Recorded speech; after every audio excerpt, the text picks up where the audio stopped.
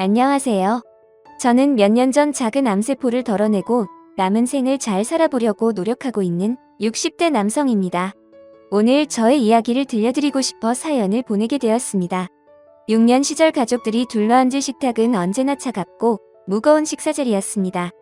할아버지는 식탁의 가장 끝자리에 앉아 밥을 먹는 우리 가족들을 한눈에 바라보시고는 했고, 아버지를 포함한 어른들은 식사를 하는 내내 할아버지의 눈치를 보는 것이 일상이었죠. 제가 기억하는 가족들과의 밥 시간은 그런 것이었습니다. 할아버지께서 돌아가시고 그 자리에는 아버지가 앉게 되셨어요. 더 이상 어른들은 그 자리에 앉은 사람의 눈치를 보지 않았지만 이제는 그때의 어른들처럼 아버지의 눈치를 보는 제가 있었습니다. 아버지께서 그 자리에 앉고 나신 후부터 예전에 다정하고 장난기 많던 우리 아빠라는 사람은 사라져버렸습니다. 할아버지를 닮은 늘 화가 난 듯한 표정의 말없는 아저씨만 앉아있을 뿐이었죠. 그때부터 제게는 모든 것이 엄격한 통제와 교육 아래 이루어졌어요. 할아버지께서 안 계신 틈을 타 어머니께 투정을 부리면 어머니는 말씀하셨습니다. 준석이 너도 아버지 같은 사람이 되어야지. 한 번은 그런 어머니께 아버지 같은 사람이 되기 싫다고 말씀드렸다가 몇 대를 맞았는지 모릅니다. 종아리를 걷어올리고 피가 날 때까지 두드려 맞는 걸 할머니께서 발견하시고 부랴부랴 말리셨죠. 그때 할머니께서 하셨던 말씀도 기억이 납니다. 내 예쁜 새끼 때릴 데가 어디 있다고 손을 대냐고 화가 단단히 난 목소리로 쏘아붙이고는 어머니의 뺨을 세게 내려치시던 할머니. 할머니께서 끼고 계시던 반지에 어머니의 뺨이 긁혀 작은 상처가 났고 얇은 피부를 뚫고 새어나오는 붉은색의 피방울을 보며 저는 양손으로 종아리를 부여잡은 채 바닥에 뒹굴며 엉엉 울었었습니다. 그때가 제 나이 15살 때였습니다. 학교에선 친구들 앞에서 발표도 씩씩하게 잘하고 넓은 운동장에서 멋진 골도 넣을 줄 아는 정상적인 성장 속도의 평범한 중학생이었지만 집에서는 달랐습니다. 저는 집에서 가장 약한 존재였고 학교에서와는 달리 아주 어린아이가 될 수밖에 없는 환경이었죠. 엉엉 우는 것 외에는 마음에 있는 말도 함부로 꺼낼 수 없는 아버지의 아이로 고등학생이 되었을 땐 모두가 저를 보며 하나같이 입을 모아 말했었어요. 넌 이제 공부만 해라. 성적이 떨어지면 어김없이 메타작이었습니다. 얇은 나무 막대 같은 것을 회초리로 쓰셨던 어머니와는 달리 아버지께서는 따로 회초리가 없으셨어요. 손에 잡히는 게 몽땅 회초리였습니다. 자꾸 성적이 떨어지자 아버지의 골프채 하나는 제 엉덩이 전용 몽둥이가 되어 있었고 저는 왜 맞아야 하는지 억울하고 분했던 사춘기 소년이었지만 단 한 번도 되돌아보지 못하고 묵묵히 메타작을 당했었습니다. 제가 한 번도 그러지 못했던 것에는 철없는 이유가 있었어요. 공부만 열심히 하면 학교 생활만 적극적으로 잘하면 저희 집은 평화로웠기 때문입니다. 성적이 떨어지면 매를 맞는다는 공포가 있었음에도 불구하고 18에 저는 저희 집이 좋았습니다. 왜냐고요? 부자였기 때문이에요. 돌아가신 할아버지께 대부분의 재산을 상속받은 저희 아버지께서는 레로라 하는 부자인 것은 물론 살고 있던 지역에서 꽤나 알아주는 일지이셨습니다. 학교 친구들 앞에서 아버지의 성함을 말하면 모두가 다 알지는 못하더라도 3명 중에 1명은 준석이 내가 그 사람의 아들이냐고 놀라기는 했으니까요. 선생님들께서 종종 아버지의 안부를 물어오시는 것도 흔한 일이었습니다. 18 사춘기에 저는 그것이 싫지 않았어요. 싫을 수가 없었죠. 먹고 싶은 것 하고 싶은 것에 늘 부족함이 없었고 가끔 그런 것들로 친구들 앞에 생색을 내며 부러운 눈초리를 받는 것이 꼭 제가 특별한 사람이 된 것 같아 기분이 좋았기 때문입니다.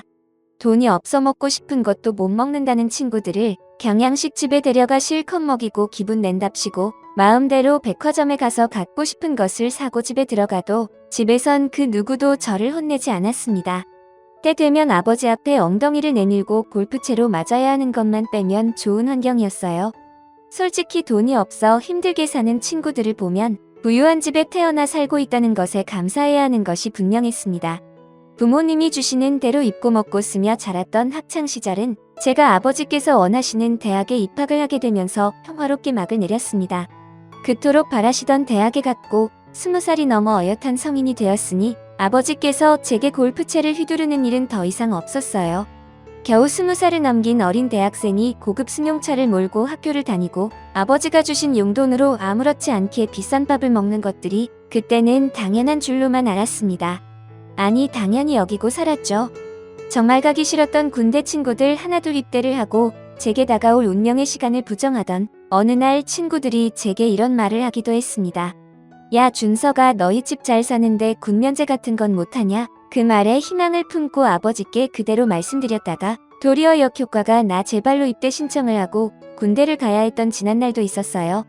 남자는 군대를 다녀와야지 하던 그 숨막히는 말투와 표정이 잊히지가 않습니다.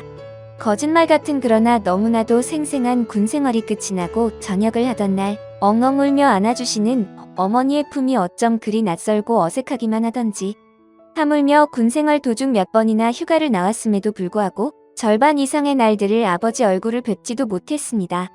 바쁘다는 핑계로 전역을 하고 학교를 복귀했을 땐 타고 다니던 승용차가 바뀌어 있고 학교의 분위기와 학생들이 바뀌어 있고 세상이 낯설게 변했지만 단 하나 아버지만큼은 변함없는 모습이셨습니다. 바뀌어버린 모든 것들은 자연스러웠지만 너무 변함없는 아버지의 모습은 괴이감이 느껴지기까지 했었어요. 그리고 제 나이 24살 그녀를 만났습니다.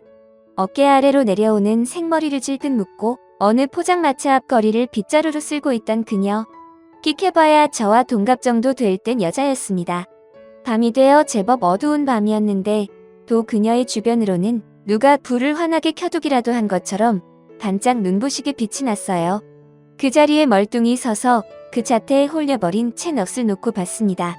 그러다 도저히 안 되겠어서 포장마차의 자리를 잡고 앉았죠. 포장마차라 함은 친구들 따라 우동을 먹거나 할 때 3, 4, 5 둘러 앉아 이용하던 곳이었는데 아무런 일행 없이 혼자 테이블에 앉아본 것은 그때가 처음이었습니다. 플라스틱 의자를 소리나게 덜컹거리며 유난스레 자리에 앉으니 거리를 쓸고 다니던 빗자루를 내려둔 그 여인이 빗자루를 한쪽에 내려두고 제게 달려왔습니다. 뭐 드려요? 우동 주세요. 가까이서 본 그녀의 얼굴은 더 눈이 부셨습니다.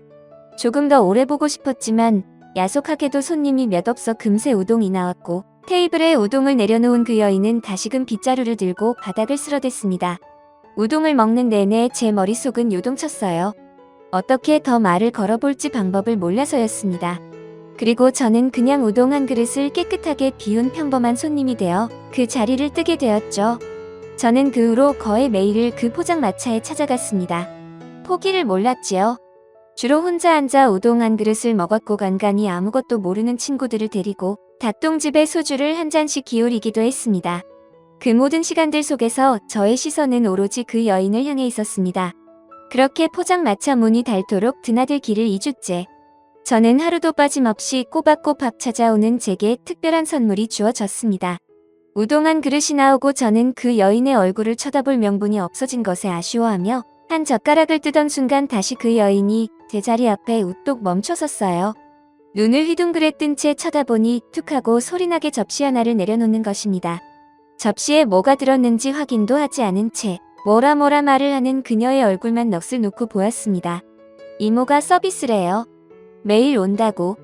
뒤에 무슨 말을 더한 것 같은데 잘 들리지 않았습니다. 제 신경은 온통 아내가 자주 온 걸 알아봐주는구나 하는 생각 따위에 사로잡혀 있었기 때문이랍니다. 고개를 끄덕이자 그녀는 빗자루를 들고 골목으로 나갔고 저는 그제 야참았던 숨을 한꺼번에 후 내쉬며 접시를 확인했습니다. 노란 계란말이가 예쁘게 담겨 있었어요. 그 여인이 만들어준 계란말이도 아닌데 그저 제 테이블에 올려주기만 하고 간 것뿐인데 왜 그렇게 달게 느껴졌는지 모릅니다. 그런데 살살 녹는 계란말이를 입안 가득 빼어물고 우동 국물을 그릇째로 들이마시던 그때였어요. 우당탕탕하는 소리와 함께 몇몇의 남자들이 찾아와 당장 포장마차를 철거하라는 말을 했습니다. 다소 폭력적이고 강제적인 단속반이었어요. 갑자기 장사를 접어야 하는 상황에 놓인 포장마차. 이모님은 어떻게 그러냐며 한 사람을 붙잡고 애원했지만 이모님에게 붙잡힌 정체 모를 남자는 우악스레 의자를 도마 위로 집어던져 그곳을 쑥대밭으로 만들 뿐이었습니다. 아스라장이 되어버린 포장마차 몇 없던 손님들은 두려움의 자리를 박차고 달아났습니다. 계속되는 남자들의 폭력적인 움직임에 손님들이 테이블 위에 올려두고 간 지폐가 공중에서 펄럭이다 바닥으로 떨어졌어요. 장사를 할 수 없을 만큼 엉망이 되어버린 포장마차에 저는 이러지도 저러지도 못하고 있다가 그들이 사라지고 나서야 부랴부랴 정리를 돕기 시작했습니다. 이모님은 엉엉 소리내어 울었지만 그 여인은 슬픔도 분노도 없는 표정으로 조용히 바닥에 떨어진 음식물을 주워 담기만 했어요. 왼손으로 바닥에 떨어진 음식물을 줍는 그녀를 보고 도저히 두고 볼 수 없어 다가가 손을 막아서고 남은 음식물을 주워 모았습니다. 손님 안 도와주셔도 돼요. 음식물이 묻은 손가락이 무척이나 민망하고 무안해지는 순간이었습니다. 저는 속으로 생각했지요. 내가 이 얼음 공주의 마음을 얻을 수 있을까? 그리고 그동안 수없이 해온 생각과는 조금 다른 방식이었지만 그녀와 대화를 나눌 수 있는 결정적인 일이 일어나게 되었습니다. 그날은 평소보다 이른 시간에 그곳으로 향하고 있었는데 손님이 없어서 그런지 빈 포장마차에서 그 여인과 이모님이 대화를 나누고 있는 것처럼 보였어요. 내가 첫 손님으로 들어가면 조금 더 관심을 끌 수 있을 거라 생각이 되어 설레는 마음으로 다가가던 그때 이모님의 언성이 높아지며 대화 내용을 엿듣게 된 것입니다. 그럼 내가 그런 거라도 해서 밥값 정도는 해야지. 그 나이 먹도록 우리 집에 얹혀 살면서 양심이 있어 없어. 공격적인 말에 걸어가던 발걸음을 우뚝 멈춰 세우고 귀를 더 바짝 기울였습니다. 이모님이 신경질적으로 그릇을 정리하는 소리가 들렸어요. 그래서 여기서 매일 일하고 있잖아요. 어쩐지 눈물에 젖어 있을 것 같은 목소리를 하고 그녀가 대답했습니다. 침이 꼴깍 넘어가면서 애가 탔어요. 빨리 저곳에서 저 여인을 구해주고 싶다는 생각이 들었습니다. 이모님이 기가 찬다는 듯 코웃음을 치며 말했어요.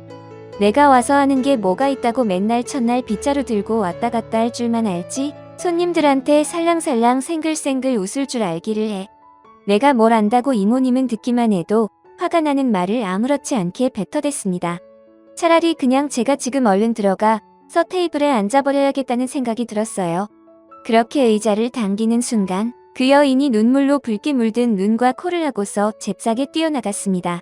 분명 상처를 받고 눈물을 멈출 수 없게 되어버린 것이 되었습니다. 어서 와요 하며 도마 위로 젖은 행주를 소리나게 내려치는 이모님을 뒤로하고 그 여인이 울며 달려간 곳을 쫓아갔습니다. 한적한 골목의 어느 계단에서 무릎에 얼굴을 파묻은 채 홀쩍이고 있는 여인 아래 위로 가엾게 들썩이는 그 어깨가 참으로 신경 쓰이더군요. 근처를 계속 배회하며 고민을 하다가 용기를 내 그녀의 옆에 털썩 주저앉았습니다. 인기척에 저를 한번 쳐다본 여인은 별다른 말을 하지 않았지만 그렇다고 울음을 그치지도 않았어요. 전 그렇게 그 여인의 옆에 가만히 앉아서 그 보석 같은 눈물이 멈출 때까지 기다리고 또 기다렸지요. 다 울었어요. 울적이는 소리가 잦아들 때쯤 용기 내어 건넨 한마디에 그녀가 숙이고 있던 고개를 들어 배시시 처음 보는 웃음을 지어 보였습니다. 처음 보는 그 여인의 미소에 저는 깜짝 놀라 고개를 황급히 돌렸습니다. 제 다급한 몸놀림이 우스꽝스럽게 비춰진 건지 그녀가 엉덩이를 털고 자리에서 일어나며 말했어요. 왜요? 나 그렇게 못생겼어요. 놀라서 얼굴 돌려버릴 만큼 아니요. 예뻐서요 라고 대답하고 싶은 마음은 굴뚝 같았지만 그랬다간 빠르게 뛰고 있는 이 심장까지 같이 목구멍 밖으로 튀어나올까 조심스러워 함부로 대답하지도 못했습니다. 이제 가야겠다고 고마웠다고 말하는 그녀에게 예쁘다는 말 대신 튀어나온 말은 멍청하게도 같이 드실래요 였고요. 그녀는 다시 원래의 표정이 되어 저를 바라보았고 저는 황급히 말을 바꾸어 그녀의 눈치를 살폈습니다. 돈가스는 어때요 하는 말에 대답 없이 고개를 숙이고 발장난을 치던 그녀. 그것이 어설프고 순수했던 저의 첫사랑의 시작이었습니다. 요즘 젊은 사람들은 오늘부터 1일 일하고 면회를 시작한다던데 그때 저는 조금 저돌적인 편이었습니다. 그녀의 이름은 영선이었는데 영선 씨와 3번 정도 함께 밥을 먹던 날 저는 영선 씨에게 이렇게 말했습니다. 영선 씨와 평생 함께하고 싶습니다. 행복하게 해드릴게요. 이미 말을 놓기로 한 사이에 왜 다시 존댓말을 쓰느냐며 그런 말로 대답을 피하는 영선 씨의 양. 볼이 수줍게 물들어가는 것을 보았을 때 태어나 한 번도 느껴본 적 없는 성취감에 제 심장은 또 천천히를 모르고 빠르게 뛰어댔습니다. 영선 씨는 부모님이 일찍 돌아가시는 바람에 고모님 댁에서 크고 자랐다고 했습니다. 밥도 따로 먹어야 했고 그 집 빨래는 몽땅 영선 씨가 직접 손으로 해야 했었다며 힘들었던 날들을 털어놓는 영선 씨가 참으로 딱했죠. 그래서 저는 그런 영선 씨에게 절대 먼저 곁을 떠나지 않고 꼭 지키겠다고 약속했습니다. 그런데 그러던 어느 날 영선 씨와 함께 길을 걷고 있는데 검은 승용차 한 대가 우리 앞에 멈춰섰어요. 익숙한 번호판에 고개를 갸웃하던 찰나 뒷문이 열리고 아버지께서 차에서 내리셨습니다. 준석이 너 도대체 뭐하고 돌아다니는 거냐? 옆에 그 물건은 또 뭐고? 안녕하세요 이영선이라고 합니다. 아버지는 탐탁치 않은 얼굴로 영선 씨를 아래 위로 흘러보셨습니다. 저는 아버지의 그런 태도와 언행이 심히 불편했어요. 왜 처음 보는 영선 씨 앞에서 저런 무례함을 보이시는 건지 이해가 가지 않았습니다. 뒤통수에 대고 고래고래 고함을 지르는 아버지를 뒤로하고 영선 씨의 손을 잡고 다시 반대편으로 걸었습니다. 아버지께 인사도 안 드리고 가는 거냐고 착하게 물어오는 영선 씨에게 저 사람이 제 아버지인 게 너무 창피하다는 말을 차마 못했습니다. 제가 영선 씨였더라면 무례한 발언을 하는 아버지께 기분이 상해서 서운한 말을 잔뜩 쏟아냈을 텐데 영선 씨는 오히려 저와 아버지를 신경 쓰고 있었어요. 너무 미안했습니다. 그래서 생각하게 되었어요. 영선 씨를 지켜내기 위한 첫 번째 관문은 아무래도 아버지일 것. 저의 예상은 적중했습니다. 아버지께서는 데이트를 마치고 돌아온 저를 불러다 앉혀놓으시고는 영선 씨의 집안에 대한 이야기를 하셨습니다. 언제 뒷조사를 하신 건지 소름이 돋고 치가 떨렸어요. 아버지가 이렇게 무서운 분이셨나. 성적이 떨어졌다고 골프채로 엉덩이를 두들겨 패던 그때의 무서움과는 결이 다른 무서움이었습니다. 어디서 그런 여자를 만나고 다니는 게냐? 당장 헤어져라. 어떻게 나한테 허락도 없이 그런 것을 만나고 있어? 너한테 하등 도움되지 않을 뿐더러 명 짧고 짓불없는 집안하고 여봤자 너 좋을 것 하나도 없다. 대학도 안 나와 집도 없어 돈도 없어. 남의 집에 얹혀 살며 시집도 안 간 여자애가 포장마차에서 내 목에 칼이 들어와도 절대 안 된다. 계속 만났다간 내가 아니라 그 물건을 내 가만두지 않을 거니까 똑똑히 들어. 어떻게 인간이 저런 식으로 말을 할 수가 있는지 제가 그의 아들이라는 게 몸서리치기 싫어지는 순간이었습니다. 결국 저는 아버지의 눈을 피해 영선 씨를 만날 수밖에 없었어요. 한 번만 더 만났다간 가만두지 않겠다는 아버지께 그 여자는 제가 사랑하는 사람이라고 정말 사랑해서 만난다고 몇 번이나 설득을 해보려 했지만 눈 한 번을 깜빡하지 않는 아버지셨습니다. 아버지의 몸속엔 사랑이라는 세포가 존재하지 않는 것임이 분명했어요. 아버지의 몸속엔 피 대신 돈이 흐르고 있는 것일지도 모르고요. 설득이 통하지 않으니 영선 씨에게는 미안해도 당분간은 숨어다니며 방법을 찾아보려는 생각이었습니다. 아버지가 조금은 진정하시지 않을까 하는 착각. 제가 어디서 무얼 하고 다니는지 일거수일투족을 감시하기로 한 아버지의 레이더망에 저와 영선 씨가 걸려들지 않는 것은 현실적으로 불가능한 일이었고 화가 난 아버지는 사람을 시켜 영선 씨 고모 내 포장마차를 쑥대밭으로 만들어 놓으셨습니다. 만약 그 자리에 영선 씨가 있었더라면 무슨 일을 당했을지 모른다는 생각에 더 참을 수 없어졌어요. 아버지께서 선을 넘어도 단단히 넘었다고 생각했습니다. 저는 더 이상 골프채에 두드려 맞던 18의 채가 아니었어요. 다 망가져버린 포장마차를 멍하니 쳐다보고 있는 영선 씨의 손을 잡고 말했습니다. 영선 씨, 우리 도망가자. 우리 아버지 다음엔 정말 영선 씨 당신한테 이럴지 몰라. 창피하지만 그런 사람이 하필 내 아버지네. 미안해. 근데 나 영선 씨 포기하고 싶지가 않아. 아니, 절대 포기 못해. 내가 평생 지켜주기로 약속했잖아. 영선 씨는 눈물이 그렁그렁 맺힌 얼굴을 하고 고개를 끄덕였습니다. 미안하다는 말을 되뇌이는 채의 영선 씨는 오히려 속이 후련하다고 말해주었습니다. 고모 때문에 힘들었는데 그래도 날 거두어준 사람이라 미운 소리 한 번은 못했었는데 이렇게 날 싫어하는 다른 사람이 대신해서 고모를 괴롭혀 조금 속이 시원한 것도 그 마음이 어떤 마음인지 제가 아버지를 생각하는 마음과 비슷한 것인지 헷갈렸습니다. 사랑하지만 죽도록 증오하는 그 마음. 한번 피어난 아버지에 대한 증오는 쉽게 사그러들지 않았습니다. 그렇게 저는 영선 씨의 손을 잡고 아버지의 눈을 피해 도망쳤습니다. 대학도 중퇴했어요. 그것이 제가 아버지의 반대에 정면 돌파하는 유일한 방법이었습니다. 돈이 많아서 뭐든 마음대로 할 수 있는 아버지의 시야 밖으로 나가버리는 것. 그 안에 계속 머물렀다가는 영선 씨와 헤어지는 것밖에 하지 못할 것 같았거든요. 그렇게 숨어 살면서부터는 저는 아예 저희 집과 연락을 끊었습니다. 아버지가 노발대발하실 모습이 눈에 선했습니다. 아버지께는 알아서 잘 살겠다고 걱정 마시라는 쪽지를 하나 남겨두었고요. 저의 나이 겨우 25살을 바라보던 시절 어른이 된 줄도 착각했던 저는 그저 아버지께서 주시는 대로 입고 먹고 자랐던 철부지였음을 인정하게 되었습니다. 평생 부유한 집안에 자라 남들 다 하는 아르바이트 한 번 해본 적이 없어서 삶을 새로 시작해야 하는데 할 줄 아는 일이 없었어요. 그래서 저희 부부는 몸 쓰는 일을 하며 힘든 생활을 이어나갔습니다. 그게 최선이었습니다. 일을 해서 돈을 번다는 것, 남의 돈을 벌어다 밥을 먹고 산다는 것은 정말 힘든 일이더군요. 육체적 노동이라 더 힘들었던 것 같습니다.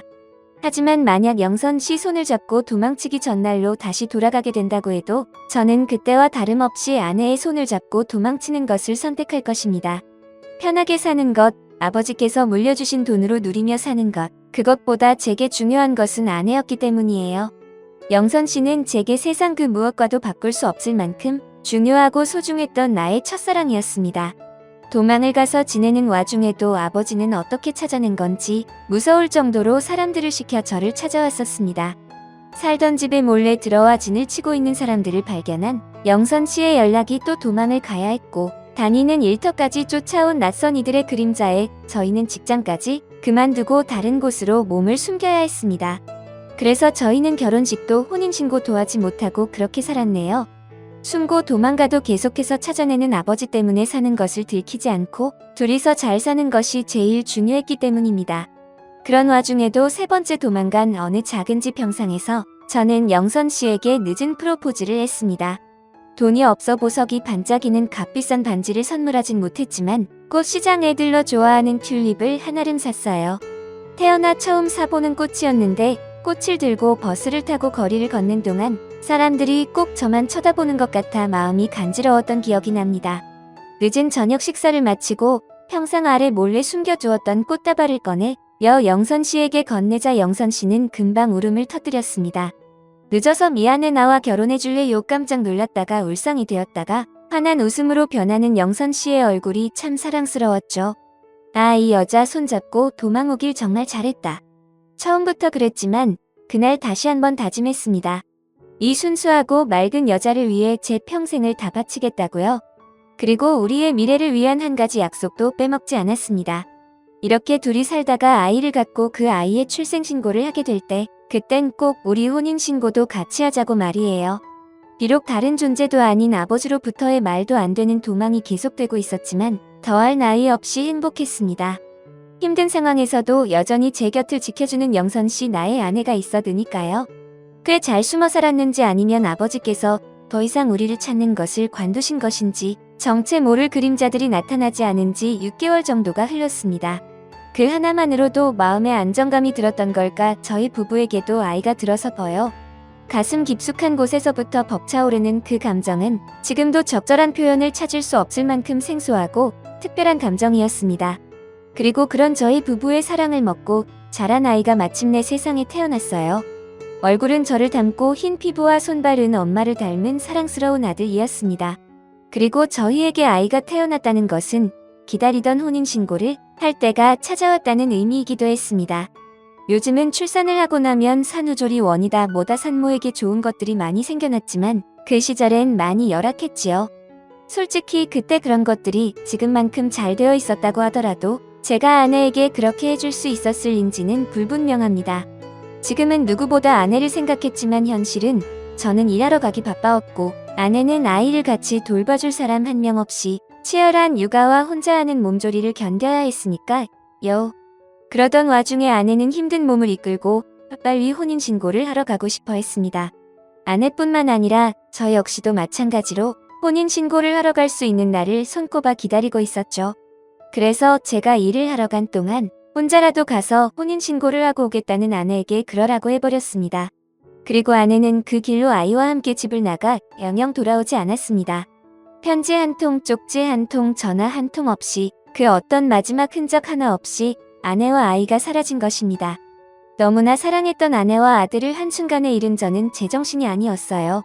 기다려도 보고 온 동네를 뒤져도 보고 실종신고를 하러 경찰서에 가니 경찰서에서는 이렇게 말할 뿐이었습니다. 아무래도 실종보다는 집을 나가신 것 같다고. 왜 아무리 생각해보려고 해도 이해가 되지 않았습니다. 그날 아침까지만 해도 웃으며 저녁에 보자고 인사를 나눴던 아내였는데 그러던 와중에 동네에서 집을 가끔 들여다봐주시곤 했던 아주머니께서 제가 아내의 행방을 수소문하며 다니자 혀를 찌듯하며 말씀하셨습니다. 그러게 왜 그 어여쁜 처녀를 부인 삼아 데리고 살면서 혼인신고도 안 했어. 그래 동네 아무리 뒤져봐야 없어 며칠째야. 그러다 희준 아빠도 몸 다 상해. 마음 비우고 새삼 살아. 들어보니까 고급 승용차에서 내리는 걸 봤다는 사람도 있고 애 낳았다고 바람무 피우는 거 아니라고. 그러더만 요즘은 혼인신고까지 안 했으니 걸릴 게 있겠어. 사는 형편도 어려운데 돈 좀 있는 양반이 애까지 데리고 오라 그러니 흔들릴 수밖에. 아주머니는 말도 안 되는 말을 주저리 늘어놓으셨고 처음에는 분명 말도 안 되는 소문이라고 생각했던 것들이 이틀이 지나고 일주일이 지나고 한 달이 지나도 아내가 모습을 드러내지 않으면서 차츰 제 머릿속에서도 마치 사실인 것 마냥 되어가고 있었습니다. 그렇게 2달이 흘렀어요. 어떤 소식 하나 없이 그만큼의 시간이 흘러버리니 어느새 저는 밤마다 다른 이의 품에 안겨 웃고 있는 아내를 상상하고 있더군요. 결국 집을 뛰쳐나와 아버지가 계신 집으로 향했습니다. 아버지에게서 아내에게로 도망쳤던 제가 아내에게서 아버지에게 다시 도망치게 된 것입니다. 몸이 힘든 일도 아내에게 배신을 당했다는 생각이 머리에 꽉 들어차면서부터 견딜 수 없는 노동이 되었습니다. 쉽게 말해 더는 일을 하고 돈을 벌어야 하는 이유를 찾을 수 없었던 것입니다. 제 모든 것이었던 2사람을 잃어드니 다른 생각 아무것도 할 틈 없게 정신없이 살게 해달라는 저의 부탁을 들은 아버지께서는 헛기침을 2번 하시는 것으로 대답을 대신하셨습니다. 그리고 그 후부터 저는 아버지의 밑에서 일을 배우고 아버지를 따라 여러 사람들을 만나며 정말 정신없이 살았어요. 아내와 같이 살면서 술은 입에도 대지 않던 제가 그때부터는 매일 밤마다 술을 마셨습니다. 아무리 매일 하루가 바쁘고 정신이 없었더라도 밤에 자려고 누우면 떠올라버리는 아내와 아들의 얼굴에 술이 없으면 그 밤을 도저히 버틸 수가 없었거든요. 그렇게 5년이라는 시간이 흘렀습니다. 아주 가끔 도저히 그녀를 잊을 수 없어 차라리 죽고 싶은 마음이 들 때 혹시나 하는 마지막 희망의 끈을 놓지 못하고 함께 살던 마을을 기웃거리기도 했었습니다. 저를 알아보고 인사를 건네주시는 동네 분들께 혹시 아내와 아들이 돌아오지는 않았냐고 물었지만 모두 다 저의 헛된 희망일 뿐이었습니다. 골아 터진 상처에 소금을 붓고 간신히 아물어가는 딱지를 제 손으로 뜯어내고 다시 상처를 만들어대는 동안 저는 조금씩 괜찮아지고 있었어요. 그렇게 제가 만들어낸 저의 가면 안에서 31살이라는 젊은 나이에 아버지의 사업을 물려받았습니다. 아내와 아들에 대한 그리움으로 결혼도 하지 않았어요. 악몽 같지만 무뎌져 버린 반복되는 일상 속에서 세월은 무서운 속도로 흘러갔습니다. 어느덧 저의 얼굴에도 크고 작은 주름들이 생기기 시작했고 그 무렵 아버지께서는 길었던 삶을 정리하고 세상을 떠나셨습니다. 아버지의 장례식장에서 오랜만에 뵙게 된 대학병원 교수님이 지나가는 말로 몸 잘 챙기고 검진도 꼬박꼬박 받으라는 말씀을 안부 묻듯 남기고 가셨고 무슨 생각이었는지 저는 홀린 듯이 그 줄을 넘기기 전에 검진을 받으러 병원으로 향했습니다. 아버지가 돌아가시니 그제야 조금 멀쩡하게 잘 살아보고 싶은 마음이 들었던 것입니다. 하지만 처음엔 분명 조금 우스운 마음으로 검진에 임했으나 결과가 나왔을 땐 웃을 수가 없었습니다. 제가 의암이랍니다.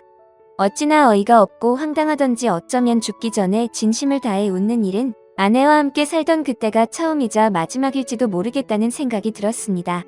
많이 비관했지만 검진을 통해 초기에 발견한 덕분에 치료만 잘 받으면 나을 수 있다는 대답을 들었고 그렇게 저는 그 병원에 입원을 했습니다.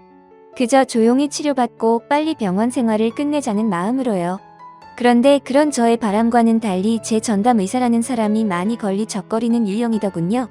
진료를 받을 때마다 높은 톤과 수다스러운 말투로 톤을 빼놓기에 탐탁치 않은 표정으로 듣기만 했는데 어느 나래해진 때는 그 의사를 따라 나가던 간호사 선생님이 제게 엄청난 비밀이라도 알려주는 듯한 말투로 이렇게 말하더라고요.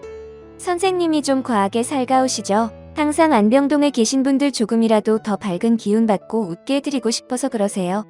처음에는 다들 불편해하시고 어색해하시는데 나중엔 100이면 100다 선생님 좋아해 주시더라고요. 무어라 뒤에 말을 이어가려는데 밖에서 자신을 부르는 소리라도 들리는지 급하게 꾸벅 인사를 하고 나가는 바람에 뒷말은 더 듣지도 못했습니다. 그 말이 화근이 되었던 것일까요? 의사 선생님을 바라보는 마음이 처음과는 달라졌죠. 아직 젊은 나이 같은데 마음 씀씀이 가 참 좋은 것 같다는 생각이 들었습니다. 한두 명 되는 환자도 아니고 돌보는 환자가 꽤 많을 것임에도 불구하고 한 명 한 명을 빼놓지 않고 살갑게 대하는 그 모습이 예뻐 보였습니다. 나도 저리 젊었을 때가 있었는데 하는 생각에 거울을 들여다보니 한갑을 넘어버린 우울한 표정을 한 중년의 사내가 저를 바라보고 있더군요. 어울리지 않게 괜히 울적해지는 순간이었습니다. 잘생긴 얼굴 들여다보느라 바쁘시네요. 나도 환자분처럼 잘생기지려면 거울을 자주 봐야 되나? 언제 제 앞에 온 건지 말을 거는 담당의 소리에 하들짝 놀란 마음을 숨기며 침착하게 거울을 내렸습니다. 손거울을 들고 어색한 미소를 지어 보이는 모습을 들켜버렸으니 정말 창피해서 죽는 줄 알았죠. 제가 창피한 걸 아는지 모르는지 생글생글 웃는 얼굴로 차트를 보며 이것저것 질문을 하던 담당이가 내일 또 보자는 인사를 하며 병실 문 밖으로 나갔습니다. 창피함에 이불을 몇 번 펄럭이다 손거울을 다시 들었어요. 또 보려던 것은 아니고 협탁에 놓으려 던 참이었을 뿐이었거든요. 근데 그때 하필 다시 그 의사 선생 이 고개를 빼꼼 내미는 것입니다. 마치 제가 거울을 다시 들기를 기다렸던 사람처럼 말이에요. 근데 거울이 너무 작다. 제가 내일은 큰 걸로 하나 가져다 드릴게요. 별소리를 다하는 풍선 빠진 아이 같은 담당애 때문에 창피함에 성질이 나 거울을 던졌습니다. 깨질까 바닥으로 던지지는 못하고 제 무릎 위로요. 그렇게 하루가 가고 다음날이 되었을 땐 전날의 일을 까맣게 잊고 있었습니다. 그리고 해진 시간에 맞춰 문을 열고 들어오는 담당이를 보고는 정말 너무 어이가 없어 웃지 않을 수가 없었습니다. 어디서 가져온 건지 커다란 벽 거울을 들고 들어오는 것이 아니겠어요. 제일 편하게 볼 수 있는 자리에 직접 걸어주겠다고 이쪽 벽 저쪽 벽 옮겨보며 한참 씨름하던 담당의가 어느 한쪽 벽에 거울을 걸어두고 마음에 드시냐며 물어오던 그때 해맑게 웃는 선생의 이마를 타고 흐르는 땀방울을 보고 놀라버렸습니다.